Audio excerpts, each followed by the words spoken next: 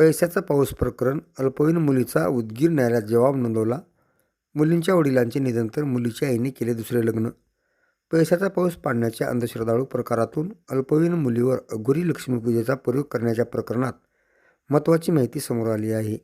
या प्रकरणातील अल्पवयीन मुलींचा उदगीर न्यायालयात जबाब नोंदवण्यात आला आहे. दरम्यान या प्रकरणात एकूण 15 आरोपींना पोलिसांनी अटक केली असून अटक करण्यात आलेल्या आरोपीत मुलीचा मामाही असून त्याची कारागृहात रवानगी करण्यात आली आहे.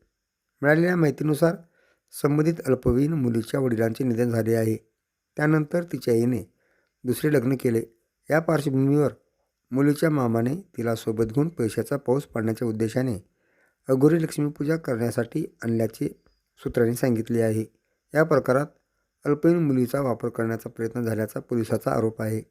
या प्रकरणात उदगीर ग्रामीण पोलिसांनी तत्पर कारवाई करत संशयित आरोपीच्या टोळीला ताब्यात घेतले होते. आरोपीकडून अंधश्रद्धेच्या नावाखाली पैशाचा पाऊस पाडण्याचा प्रयोग केला जाणार असल्याची माहिती समोर आली होती.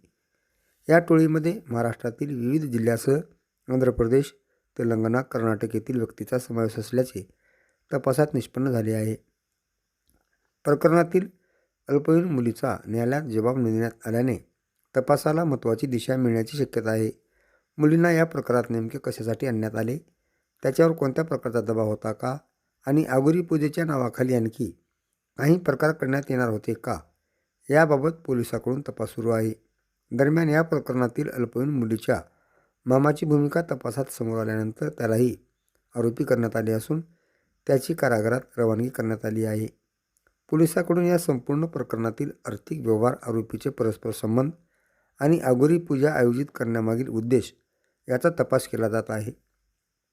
अंधश्रद्धेच्या नावाखाली नागरिकांची फसवणूक करून मोठ्या प्रमाणात पैसे उकळण्याचे प्रकार ग्रामीण भागात घडत असल्याने या घटनेने खळबळ उडाली आहे.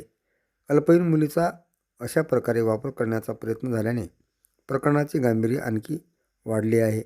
पोलीस तपासातून या प्रकरणातील आणखी कोणते धक्कादायक तथ्य समोर येते याकडे नागरिकांचे लक्ष लागले असून अल्पवयीन मुलींची सुधारगृहात रवानगी करण्यात आली आहे.